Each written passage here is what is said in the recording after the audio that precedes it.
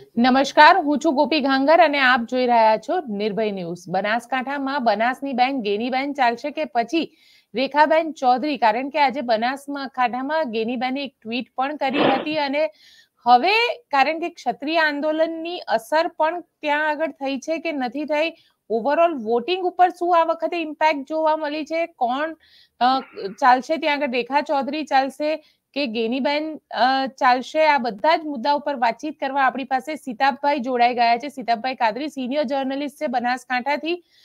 સિતાબભાઈ, શું લાગી રહ્યું છે વોટિંગ પર્સન્ટેજ જોતા, શું અત્યારે આપને ચિતાર લાગી રહ્યો છે? બેન, ઘણા સમય પછી આટલું બધું મતદાન થયું છે। બીકે ગઢવી હતા અને હરિભાઈ ચૌધરી હતા, એ વખતે આટલું બધું મતદાન થયું હતું। એના પછી દરેક વખતે નીરસ મતદાન થતું હતું, 50% 45%ની અંદર મતદાન થતું હતું। પણ આ વખતે એક અલગ જ ઉત્સાહ હતો મતદારોમાં, એક અલગ જ, અને દેખવા જઈએ તો એક ખાર કહેવાય ને કે એકબીજાથી જાણે સામસામે, કે ભાઈ ચૌધરી વર્સિસ ઠાકોર હતા, રૂપાલા વર્સિસ દરબાર હતા, હેડ સ્પીચ વર્સિસ મુસ્લિમ હતા, એ રીતની બધી જ વસ્તુઓ એક સાથે ભેગી થઈ હતી અને એ પ્રમાણેનું આજે મતદાન થયું છે। એટલે આટલું બધું મતદાન એ ખરેખર ખૂબ જ પહેલી વખતે બન્યું છે કે આટલું બધું વિક્રમજનક મતદાન થશે બનાસકાંઠાના અંદર, એ એટલો બધો ખ્યાલ નતો, બંને ઉમેદવારોનો પણ કદાચ ખ્યાલ નહીં હોય કે આટલું બધું મતદાન થશે। એટલે અત્યારે મારા આંકડા બી છેલ્લે હજી લેવાના બાકી છે, પણ 68 પોઈન્ટ છે, એટલે સેકન્ડ નંબર। આમ તો બનાસકાંઠા પહેલા નંબર પર હતું, પણ વલસાડ આપણાથી આગળ છે, સેકન્ડ નંબરનું મતદાન આપણો કદાચ ફાઇનલ આંકડા આવશે ત્યાં સુધી કદાચ 70 આસપાસના આંકડા મને અત્યારે દેખાઈ રહ્યા છે। अच्छा, 70% આજુબાજુનું ફાઇનલ જે આંકડા આવશે ત્યાં સુધી આ વધારે મતદાન કોને ફાયદો કરાવી શકે? મેડમ, વધારે મતદાન તો આ વખતે કેવું કહેવાય કે બંને સાઈડથી મતદાન તો સારું થયું છે, પણ વધુ પડતું મતદાન દેખવા જઈએ તો થરાદ જેવો વિસ્તાર છે, વાવ છે, સુઈગામ છે, ઝેરડા છે, ધાનેરા છે, આ જે પટ્ટા છે ત્યાં ઠાકોર બી છે, દરબાર બી છે। આ જે મતદારો છે એ લોકોએ પણ આ વખતે ઉત્સાહથી મતદાન કર્યું છે।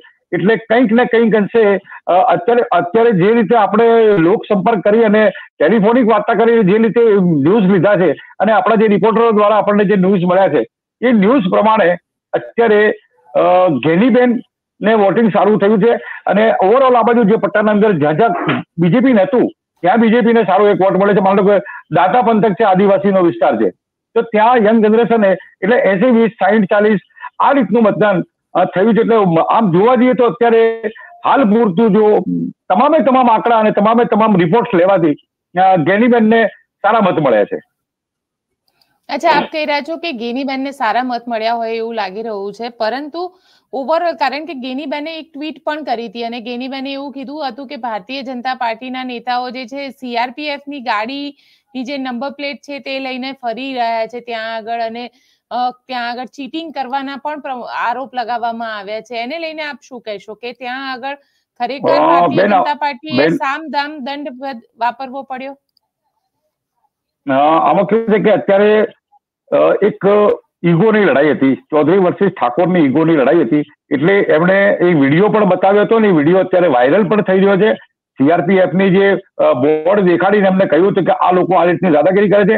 એના પછી તરત જ બીજો એક વિડીયો વાયરલ થયો હતો પ્રકાશ ચૌધરીનો, કે પ્રકાશ ચૌધરીએ કીધું કે ભાઈ મને આ લોકોએ માર્યો છે, મારા કપડા ફાડી નાખ્યા છે અને મને જાનથી મારી નાખવાની ધમકી આપી છે। એટલે બંને વિડીયો અત્યારે વાયરલ થઈ રહ્યા છે અને બંને સાઈડથી આ વાત થઈ છે। એટલે શરૂઆતના અંદર જયારે જે રીતે ગેનીબેને વાત કરી હતી કે ભાઈ સામ દામ દંડ ભેદ તમામ સરકારી તંત્રનો અને વ્યક્તિઓનો ઉપયોગ કરવામાં આવે છે, એવો ભાજપ પર આક્ષેપો કર્યા હતા એમને ગેનીબેને, અને સામે પ્રકાશ ચૌધરીનો એક વિડીયો આવ્યો હતો અને પ્રકાશ ચૌધરીએ બી કીધું કે મને આ લોકોએ મારવા લીધો છે। એટલે હવે સત્ય શું છે એ તો હવે ઇન્વેસ્ટિગેશનના અંદર જ બહાર આવશે। અચ્છા, ઇન્વેસ્ટિગેશનમાં બહાર આવશે, પરંતુ ત્યાં એવું લાગી રહ્યું છે કે જે ચૂંટણી થઈ, કારણ કે જે રીતે ત્યાં આગળ વોટિંગ પર્સન્ટેજ જોવા મળ્યા અને ખાસ ક્ષત્રિયો કઈ રીતે અસર કરી આ ચૂંટણીની અંદર, કારણ કે જે થરાદ વાળો વિસ્તાર છે એ આખો તો રાજપૂત કમ્યુનિટીનો વિસ્તાર કહેવાય છે। બેન, આમાં કેવું છે કે જે બનાસકાંઠા જિલ્લા કોંગ્રેસના પ્રમુખ ભરતસિંહ વાઘેલા એ રાજવી પરિવારથી છે ને દિયોદર, થરાદ અને એ પટ્ટાના અંદર એમનું મોટું એક સારું કુટુંબ છે ત્યાં, અને એ સૌથી મોટો ફાયદો અત્યારે કોંગ્રેસને મળી રહ્યો છે। ભરત વાઘેલા જે જિલ્લા કોંગ્રેસના પ્રમુખ છે બનાસકાંઠાના, અને એમનું આખું એક મોટું કુટુંબ છે, રાજવી પરિવારથી કનેક્ટ છે એ લોકો. એટલે એક એ પટ્ટો છે.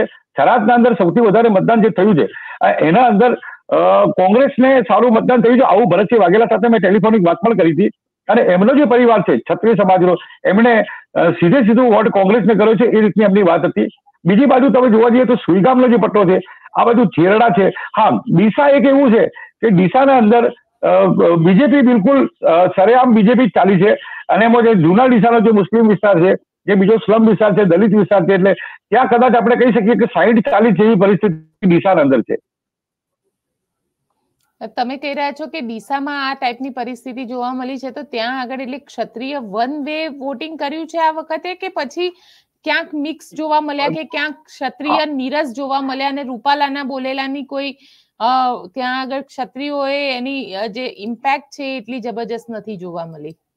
હું આપણે કહી દઉં કે અમીરગઢ પંથકના અંદર સરોત્રા, છેરડા, પછી જે સતત જે વિસ્તારો છે એ દરબારોના ગામ છે, અને ત્યાંથી એ રીતના સમાચાર છે કે એમને યુગો હર્ટ થયા છે, એટલે એમણે ગામના અંદર ઘણી જગ્યાએ પ્રવેશ પણ નથી કરવા દીધો, અને ત્યાંનું જે મતદાન હશે કાં નોટામાં થયું છે કાં તો પછી કોંગ્રેસને કર્યું છે, પણ બીજેપીને નહીં આપ્યો, કારણ કે રૂપાલાના શબ્દો ઠેઠ સુધી આ એમના મગજમાં હતા જ, એમના ઈગો હર્ટ થયું છે. એટલે મને એવું લાગે છે કે કદાચ દરબારોના, જાગીરદારોના, ક્ષત્રિયોના જે વોટ હશે તો 70-30 ની હું વાત કરી શકું છું, કદાચ 30%, કારણ કે બીજેપીના અંદર પણ જાગીરદાર સમાજ મોટો છે, બીજેપીના હોદ્દેદારો પણ છે, જિલ્લાના કીર્તિસિંહ વાઘેલા પ્રમુખ પણ છે ભારતીય જનતા પાર્ટીના, અને ઘણા બીજા હોદ્દેદારો છે. એટલે હોઈ શકે કે પાર્ટી સાથે એ લોકો સંકલન કરીને રહ્યા હોય, પણ એ વધુ પડતા નહીં, પણ વધુ પડતો જે વર્ગ છે યુવા વર્ગ છે, અને યુવા વર્ગને આ વસ્તુ બિલકુલ મગજમાં લઈને ચાલ્યા છે, અને યુવા વર્ગને રૂપાલાના શબ્દો આજે પણ જ્યારે મળતા હોઈએ ત્યારે એ રૂપાલાની વાત જ છે, અને એક શપથ લીધેલી છે, અને જાહેરમાં શપથ લઈ અને એમને કીધું છે કે બીજેપીને મત નથી આપવાના. એના પછી આ મતદાન જે થયું છે, એટલે હું માનું છું કે જાગીરદારો, દરબારો જ્યારે પણ શપથ લેતા હોય છે તો એને ઘણા અંશે પાળતા હોય છે, પણ જે શપથ નથી લીધા, માની લો કે તો 80-20-60-40 જેવો રેશિયો ખરી કે બીજેપીની સાથે હોય, બાકી મોટા ભાગનો રેશિયો કોંગ્રેસની સાથે રહ્યો છે. અચ્છા, કોંગ્રેસની સાથે રહ્યો હોય એવું લાગી રહ્યું છે આપને, પરંતુ મુસ્લિમ વોટર આ વખતે કઈ દિશા તરફ દેખાયા? કારણ કે મુસ્લિમ વોટર પણ બનાસકાંઠા જિલ્લામાં ઘણા સારા એવા પ્રમાણમાં છે. આપણે કહ્યું કે ભાઈ 3-4 નંબર પર મુસ્લિમ મતો આવે છે, અને મુસ્લિમ મતોમાં દરેક વખતે શું થતું હતું કે નીરસ મતદાન થતું હતું. ઘણી વખતે પૈસા આપીને અહીંથી અજમેર મોકલી દેવામાં આવતા હતા, ઘણા વોટિંગ કરવા ન જવાના પૈસા લેતા હતા.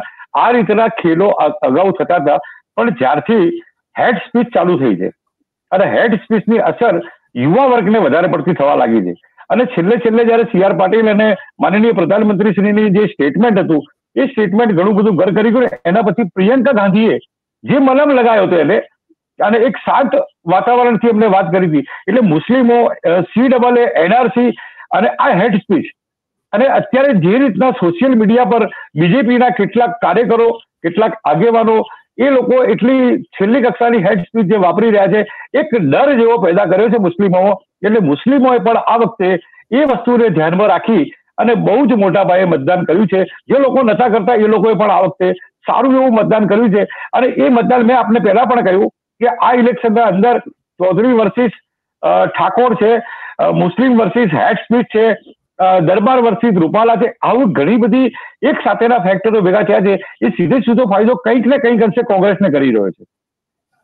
અચ્છા, તમે કહી રહ્યા છો કે ફાયદો કોંગ્રેસને કરી રહ્યો છે, પરંતુ ત્યાં આગળ રેખાબેન ચૌધરી એમની સાથે એવું કહેવાતું હતું કે આખું ડેરીનું સંગઠન છે, આ ડેરીનું સંગઠન પણ એમને ફાયદો કરાવે છે એવું લાગી રહ્યું છે કે નથી લાગતું? બેન, સહકારી માળખું બહુ મોટું માળખું છે, પશુપાલનનો ઉદ્યોગ મોટો છે, અને બનાસ ડેરીએ સૌથી મોટો જો રોજગાર કોઈ આપ્યો હોય, જો બનાસકાંઠામાં સારામાં સારો અને સૌથી મોટો કોઈ રોજગાર હોય તો તે પશુપાલનનો છે અને બનાસ ડેરીનો છે. બનાસ ડેરીમાં અસંખ્ય લોકો કર્મચારી તરીકે કામ કરે છે, અને એ સતત એક સાથે એમની સાથે લાગેલા છે. પણ કહેવાનો મતલબ શું છે કે કંઈક ને કંઈક આંતરિક જે આપણે હું કહું કે બીજેપીના અંદર એવું છે કે ઘણી વખત સામે નથી બોલી શકતા, પણ સાયલેન્ટ કિલર તરીકે બી કામ કરતા હોય છે. એવું ઘણું બધું અંશે દેખવા મળ્યું છે. ડોક્ટર રેખાબેન ચૌધરી બહુ સારા છે, સારા વ્યક્તિ છે. એમની સાથે આખું સહકારી માળખું છે, શંકરભાઈ ચૌધરીનો એક સપોર્ટ છે, અને એકંદરે બધી રીતે એ લોકોએ અત્યારે લોક સંપર્કમાં પણ રેખાબેન ચૌધરી બહુ સારી રીતે કાર્ય કરી રહ્યા હતા. પણ કઈ કહેવાનો મતલબ કે રેખાબેન એક નવા છે, એની સાથે સહકારી માળખું છે અને ગલબા કાકાના પોતરી છે, આટલું મોટું એક આઈડેન્ટિફિકેશનની સાથે રેખાબેન ચૌધરી ચાલી રહ્યા હતા. પણ સાથે સાથે સામે ગેનીબેન એક મજબૂત નેતા છે, કોંગ્રેસની જમીનથી જોડાયેલી છે અને ઘણા વર્ષોથી એ લોક સંપર્કના અંદર રહેલા છે, જે રેખાબેન અત્યારે એમાં નવા પડે છે. એટલે કંઈક ને કંઈક અંશે હું અત્યારે જે ગેનીબેનની વાત કરું છું તો રેખાબેન લોક સંપર્કમાં કંઈક ઊંડા ઉતર્યા છે, કંઈ પહોંચી શક્યા નથી અને રેખાબેન ગયા બી છે તો લોકોએ પહેલી વખતે એમને જોયા છે, જ્યારે ગેનીબેન એક એવી વ્યક્તિ છે કે જે વર્ષોથી રાજકારણમાં સક્રિય છે. એટલે આ એક ફાયદો ગેનીબેનને મળે છે. રેખાબેન ફાઇટ બધી રીતે છે.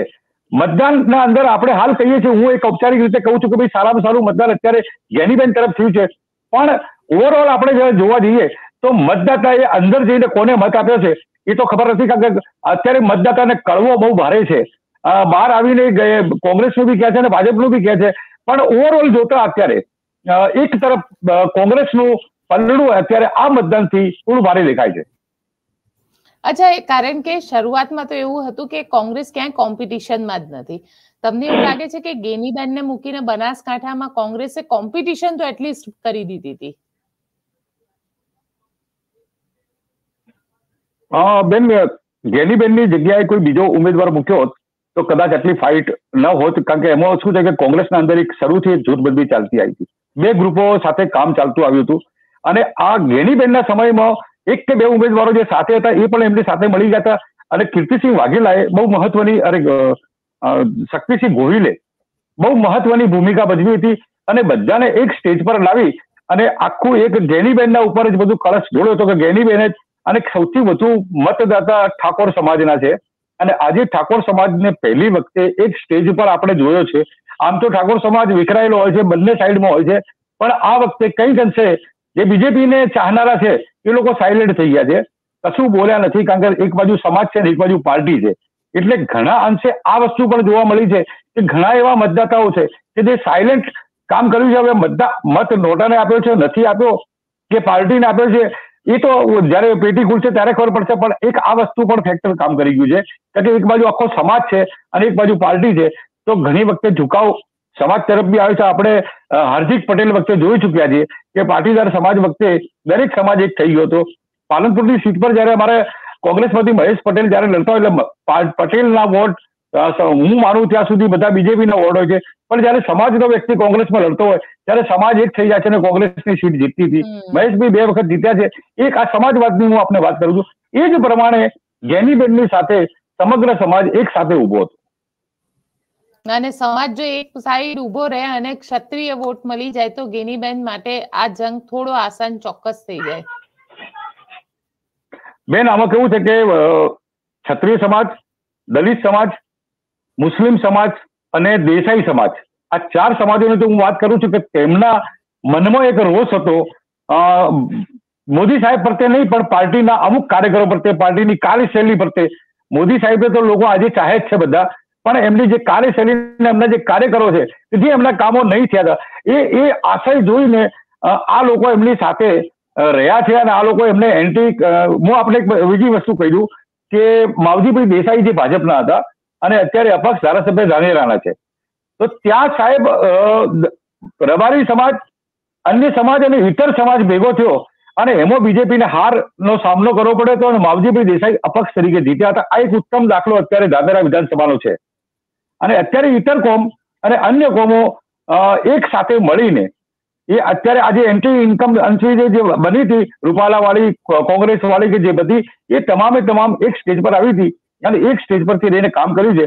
તો ઓવરઓલ અત્યારે દેખવા જઈએ તો આટલું બધું મતદાન જે થયું છે એ કદાચ ફાયદો કોંગ્રેસને કરશે. બિલકુલ સિતાબભાઈ, આપ અમારી સાથે જોડાયા તેના માટે આપનો ખૂબ ખૂબ આભાર. નમસ્કાર બેન.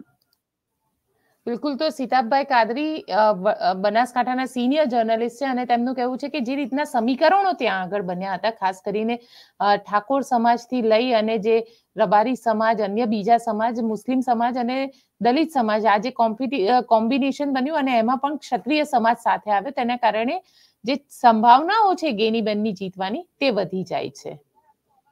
આપને અમારો આ રિપોર્ટ કેવો લાગ્યો કોમેન્ટ બોક્સમાં ચોક્કસથી જણાવજો. અમારી ચેનલ નિર્ભય ન્યૂઝને લાઇક, શેર અને સબસ્ક્રાઇબ કરવાનું ભૂલશો નહીં. આભાર.